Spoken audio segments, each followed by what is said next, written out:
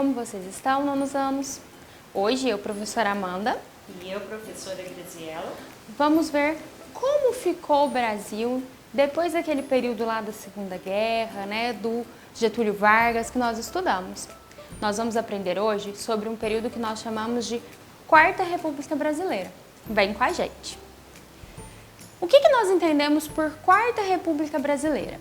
Seria esse período, né, que se inicia logo ali a saída de Vargas, né, do Estado Novo em 1945. Então ela vai de 1946 até 1964.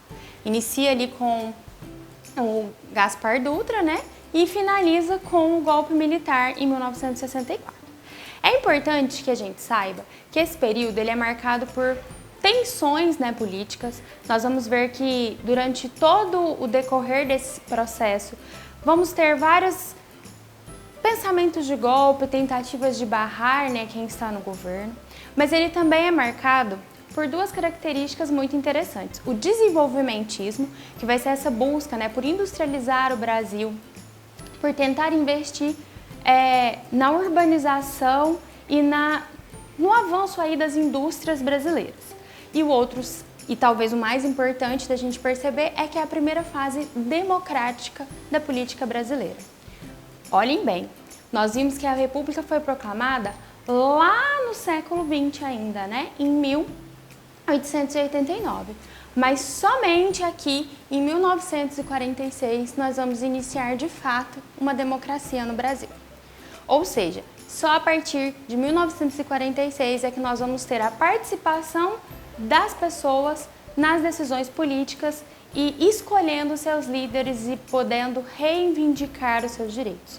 Por isso, uma das marcas desse período vão ser os sindicatos, os movimentos estudantis, os movimentos das ligas camponesas e outros grupos da sociedade que reivindicavam seus direitos e as suas serem enxergados na sociedade, terem seus direitos trabalhistas, melhorias para a educação e outras coisas mais que nós vamos ver no decorrer das aulas de hoje. Então, pessoal, hoje nós vamos relembrar um pouquinho aquele carinha que nós já falamos, que ficou muito tempo no poder. Então, nós iremos comentar um pouco sobre o governo de Getúlio Vargas. Então, nós já vimos que Getúlio Vargas, vamos só relembrar uma coisa importante, que ele ficou no poder por muito tempo, por meio de várias estratégias ali que ele criava para impedir que as eleições ocorressem. A última coisa que nós vimos, que ele criou o Estado Novo, ou seja, criou uma ditadura.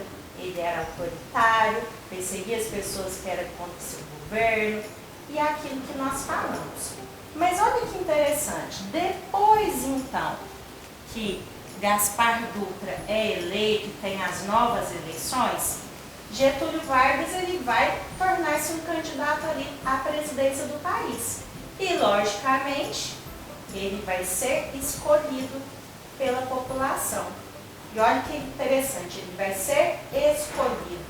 Ou seja, por meio do voto direto, Getúlio Vargas assume novamente a presidência do Brasil.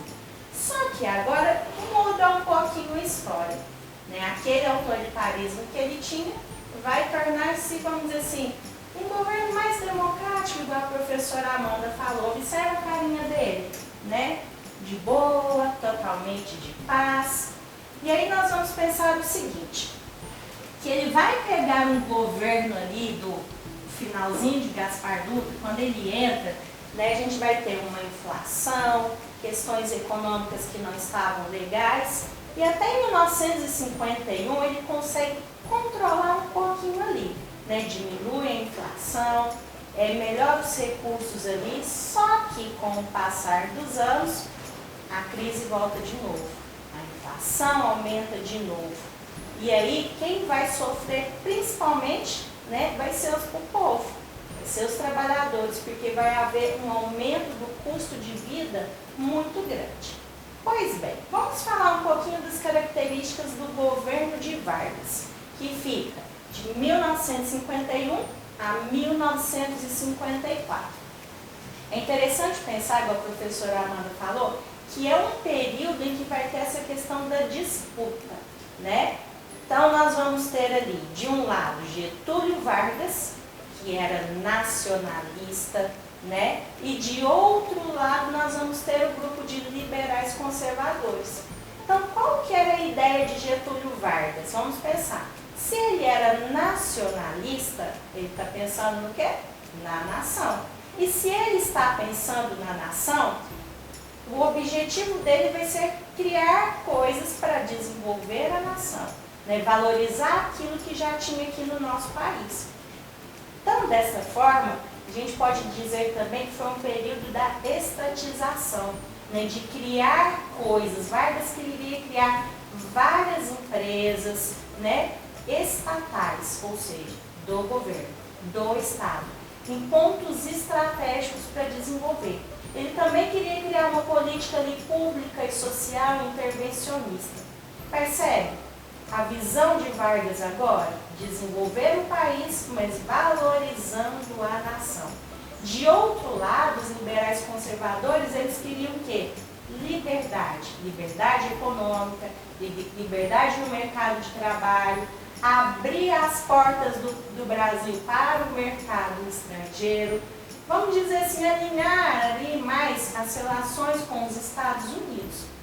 Dessa forma, nós vamos ter uma polarização nesse período, né? Nacionalista, Vargas e os liberais conservadores. E essa disputa, né? Essas ideias contrárias ali, vai ficar, vão ser maiores. Por quê?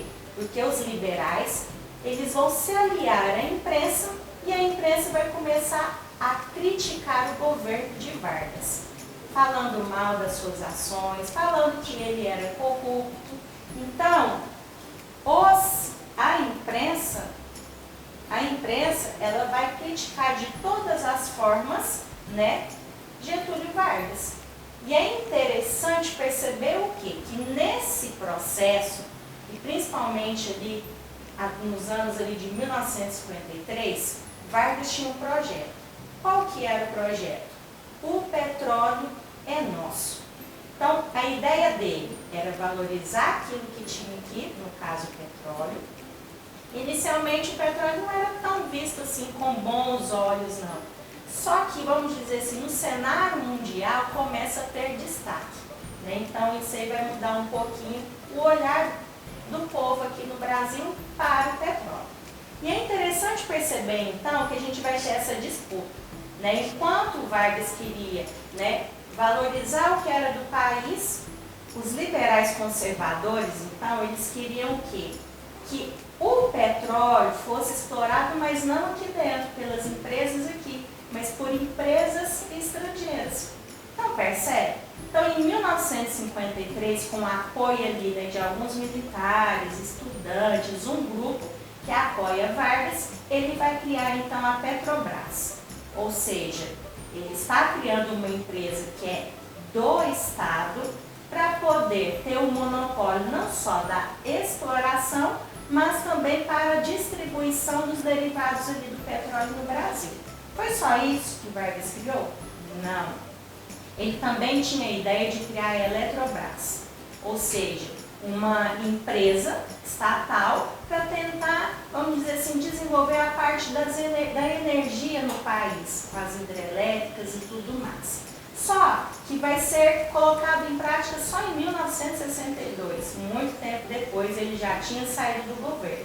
Ele também vai criar o Banco Nacional de Desenvolvimento Econômico. Qual que era a ideia desse banco? Vamos dizer assim, financiar projetos tanto públicos quanto privados para desenvolver o país. Logicamente, aquela pressão dos liberais conservadores só vai aumentando. E um dos carinhas chamado Carlos Lacerda, que era jornalista, né, que era o cara que colocava a boca no trombone ali para criticar Vargas, ele vai ser, vamos dizer assim, perseguido, né?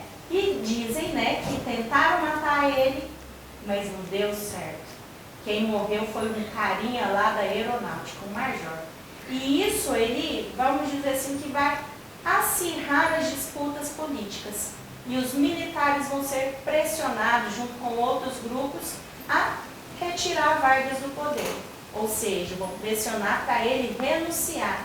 Logicamente, Vargas, depois de toda essa trajetória no governo brasileiro, né, não só agora, mas aquele período que nós falamos também, ele vai decidir uma coisa: eu não vou renunciar.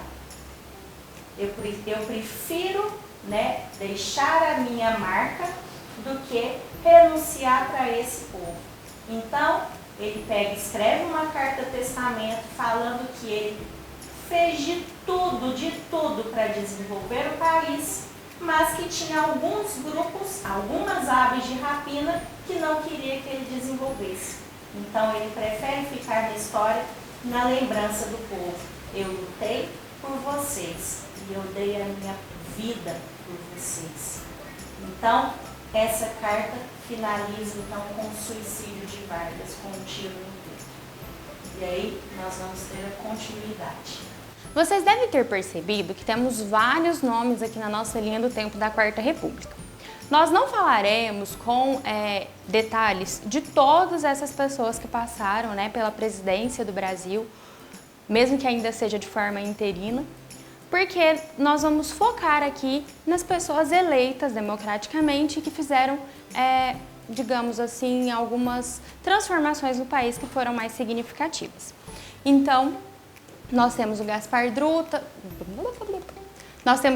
Dutra, marcado aí por aproximar o Brasil das relações com os Estados Unidos. A professora Grazi acabou de falar com vocês sobre Vargas.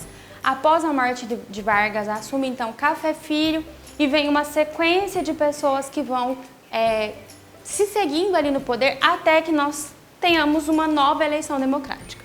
Nas eleições então de 55, quem ganha é o Juscelino Kubitschek, mais conhecido como JK. Lembram que a professora Grazi falou ali das tensões, das forças ocultas que, né, impediam Vargas de fazer toda essa reforma no país?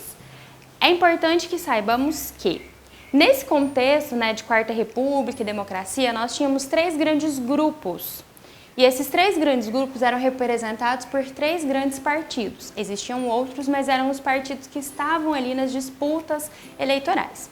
A UDN, que é marcada por aquele grupo conservador, como a professora Grazi falou com vocês, um grupo mais elitista, que queria mais uma ligação com o comércio e com as indústrias externas, e não tanto o desenvolvimento das indústrias nacionais e das camadas mais populares. Temos também um partido que vai ser o que o Juscelino Kubitschek se elege, o PSD. Temos um partido mais intermediário, que vai ser esse partido das pessoas que são liberais, que querem uma política de comércio, mas que volta os seus olhos para a nação e para o país, buscando um desenvolvimento do território brasileiro e uma industrialização desse território, como, por exemplo, com a eleição de Juscelino Kubitschek. E tínhamos também o partido chamado de PTB, que era o Partido dos Trabalhistas, que tinha essa visão mais de tentar reformular a sociedade e essas condições de trabalho para as camadas menos populares, que normalmente estava à frente dessas eleições o candidato à presidência do PSD e o seu vice do PTB. E assim foi com Juscelino Kubitschek. Ele ganha a eleição como presidente e o seu vice era João Goulart, que era do PTB. E Juscelino entra prometendo fazer 50 anos em 5. Essa é a sua maior e mais famosa frase. O que Juscelino queria dizer com isso? Ele queria transformar o Brasil, fazer com que ele avançasse e se industrializasse, o equivalente a 50 anos nos seus 5 anos que ficaria ali no governo.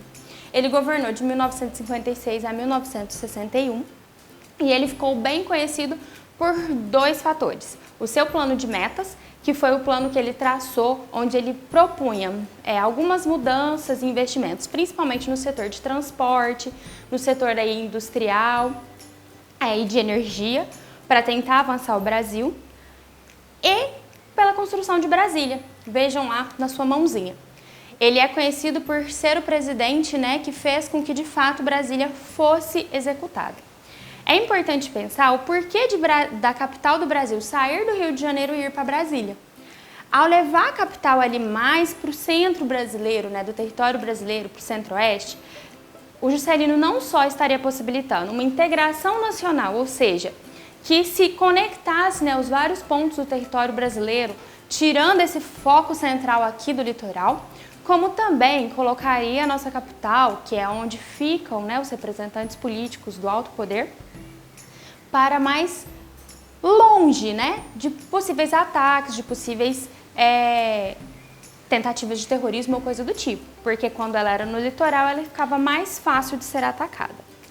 Porém, gente, com todo esse projeto desenvolvimentista, que é a maior característica de Juscelino Kubitschek, esse investimento na indústria, esse investimento em construções de rodovias, em tentar enriquecer, né, a partir, por exemplo, da continuidade ali da Petrobras, da extração do petróleo, ele também se endivida muito. Afinal de contas, construir uma grande capital planejada, fazer tantas mudanças não seria barato. Então ele começa a pegar vários empréstimos com outros países e isso vai gerando uma situação econômica complicada, uma inflação que vai voltando a subir e uma dívida externa altíssima.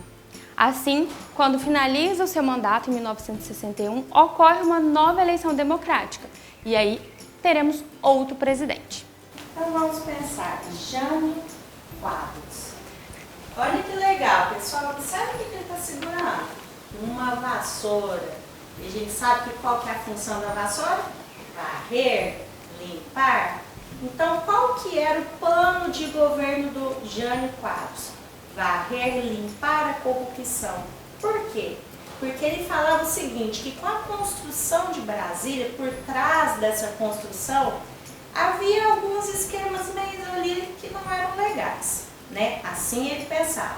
Então, qual que era a ideia dele? Vamos varrer a corrupção, vamos tirar aquilo que não está dando certo e eu vou governar para vocês, meu povo. Observem disso. Ele faz uma propaganda para o povo, para falar o seguinte, que ele vai fazer tudo de melhor para o desenvolvimento do país. Lembra que a professora Amanda falou sobre o Juscelino? Pois bem, vamos dizer assim que ele já pega um governo que não está lá bom das pernas, por conta das dívidas, da dívida externa que está alta, a crise econômica, né? Então ele vai pegar um governo que inicialmente era realmente difícil de voltar ao normal. Mas vamos pensar o seguinte, ele vai tomar algumas medidas para tentar melhorar a situação. Porém, dentre essas medidas, nós vamos ter algumas coisas que são bem polêmicas. Por quê? Vamos pensar. Ele vai proibir o uso de biquíni, ele vai proibir em concursos de beleza que as mulheres usam maiôs cavados, ele vai proibir rinha de galo, ele vai proibir corrida de cavalo no autódromo, ou seja, aposta. Vamos pensar. Será que realmente essas medidas ali iriam beneficiar a economia? Eram o quê? Medidas morais, né? Muitas delas. Outras a gente até que entende, né, pessoal? A questão do animal, a briga, isso a gente entende. Mas vamos pensar, isso por si só melhoraria a situação que ele pegou o país? Beleza, mas vamos pensar, além dessas medidas polêmicas, ele vai ter algumas medidas externas também. Por exemplo, olha o que ele vai fazer. Ele vai tentar, assim, afastar dos Estados Unidos, né, tentar uma certa independência, principalmente econômica. Ele vai condecorar, gente, um carinha chamado Che Guevara. Quem era esse Che Guevara? Era um argentino que participou de uma revolução lá em Cuba. Ou seja, eles tiraram os militares do poder, ele juntamente com outros representantes, Fidel Castro, Raul Castro, e eles criam então, implantam o socialismo em Cuba. Por que eu estou falando isso? Para a gente entender o processo que vai desencadear na ditadura militar depois no país. Então ele dá uma estrela, né, do Cruzeiro do Sul para o Che Guevara, que era socialista. Ele vai, vamos dizer assim, ampliar as relações diplomáticas ali com a União Soviética, com a China, que também eram socialistas, e consequentemente ele vai tentar reduzir alguns gastos. Um desses gastos era relacionado aos subsídios que eram dados, a questão da importação do trigo, do petróleo, e ele vai cortando um pouco essas despesas. E qual que vai ser o resultado? um aumento de tudo, aumento do pão, aumento do petróleo em 100%. Ou seja, se a crise já estava ruim, imagina agora com essa medida. Essas questões todas vão gerando uma insatisfação entre os militares, entre outros grupos ali que estavam descontentes com a forma de governar de Jânio Quadros. O que ele pensou? Ele criou uma estratégia mirabolante. Então percebem vocês, ele fica 1961, alguns meses governando, e aí ele pega e fala o seguinte: eu vou renunciar, porque existem forças ocultas ali por trás que querem me impedir de fazer o meu trabalho. Aí o que ele faz? Sai de cena. Ao sair de cena, o que ele pensou?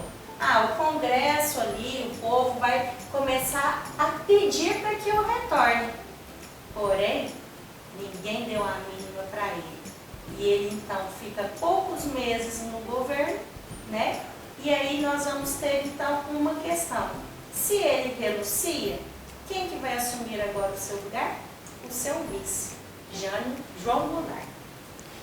Pois bem, existe uma linha sucessória.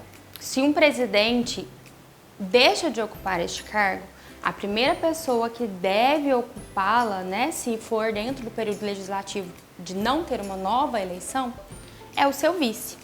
E João Goulart, que foi vice do mineirinho JK, também era vice de Jânio Quadros.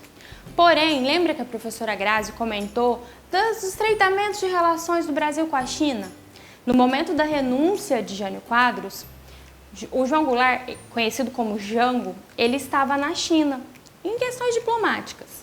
E quando é decidido, então, né, que Jânio saiu da presidência, começa-se um grande problema no território brasileiro. Vários grupos, aqueles que já estavam descontentes com Jânio Quadros, não querem deixar que Jango assuma, então, a presidência do Brasil.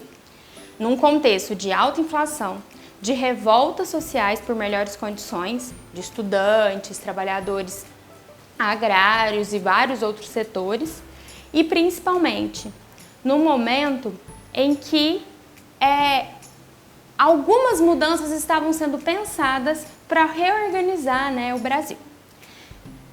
Jango, então, não consegue retornar para o Brasil, pois os militares avisam que se ele voltasse, ele seria preso e ele não assumiria a presidência, e começa a campanha da legalidade, liderada pelo seu cunhado, que era prefeito no Rio Grande do Sul.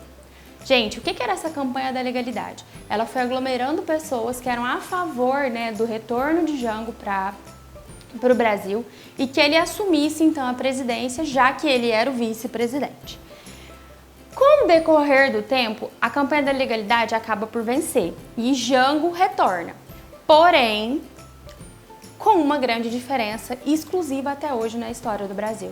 Ele retorna governando a partir de uma presidência parlamentarista. Professor, o que é isso? A partir do momento que eu coloco o parlamento como parte das decisões do executivo, a gente diminui o poder do presidente. Então ele não volta podendo decidir as coisas a partir da sua função de presidente. Tudo aquilo que for ser feito precisa antes, além de passar por todas as etapas do executivo, também ser aprovado pelo parlamento.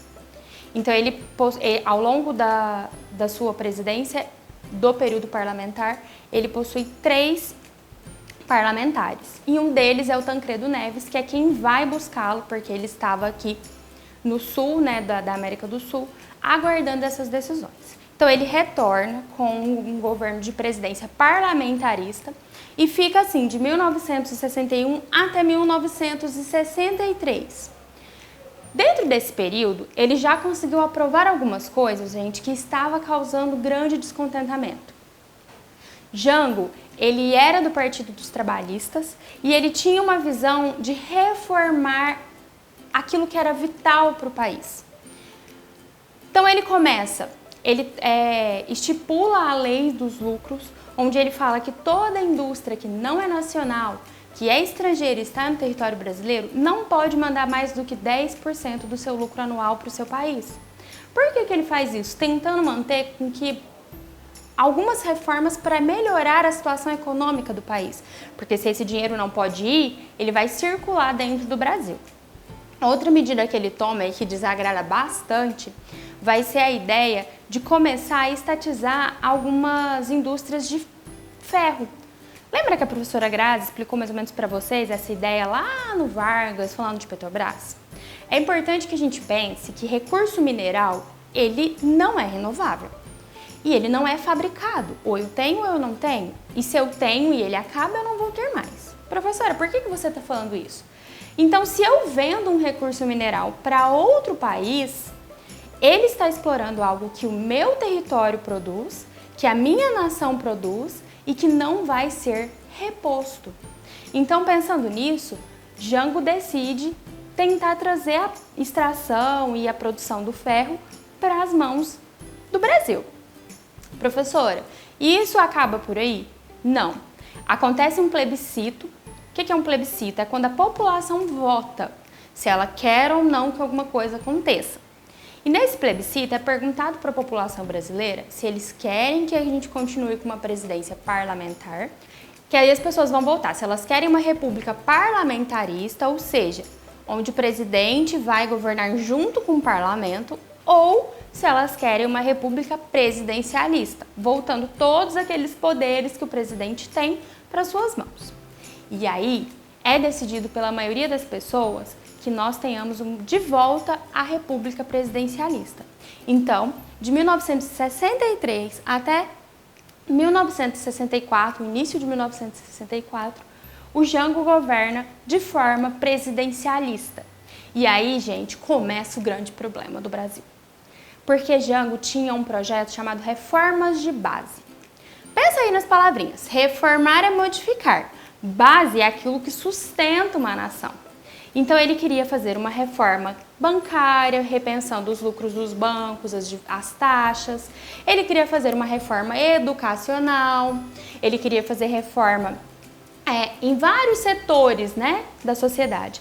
Mas ele queria reformar um ponto muito delicado na história do Brasil. Reforma agrária. Professor, o que é isso?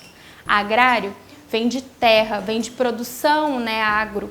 Lembra que a gente viu ao longo de todos esses anos em história que sempre houve ali uma disputa por participação do setor ligado às terras, à produção de animal ou à plantação, os grandes latifúndios? E quando ele propõe uma reforma agrária, ele está propondo o quê? Um olhar diferente para as terras do Brasil, como elas estão sendo produzidas, quem tem essas terras e quem não tem. E isso causa um incômodo muito grande em grandes empresários, em grandes produtores rurais. Juntamente com essas pessoas, alguns grupos civis e militares que, assim, achavam que Jango estava querendo mudar demais o Brasil, começam a se reunir. E aí eles vão ter o apoio de um grupinho ali, assim, que vem caminhando com a história do Brasil, os Estados Unidos. Por quê? Se o Jango queria que cada vez mais os recursos nacionais fossem do Brasil, isso impedia que os Estados Unidos intervissem tanto na nossa economia e no nosso processo de indústria. Então, isso não estava agradando os Estados Unidos também. Então, com o apoio dos Estados Unidos, começa assim um grupo de pessoas que se opõem a Jango. E isso tudo vai acarretar no que nós vamos estudar na nossa próxima aula, que é a ditadura militar. Nós nos vemos lá para entender um pouco mais desse novo regime que vai tirar essa democracia nascente brasileira e mudar muito sobre a história do Brasil. Até a próxima, pessoal. E não deixem de fazer as atividades, hein?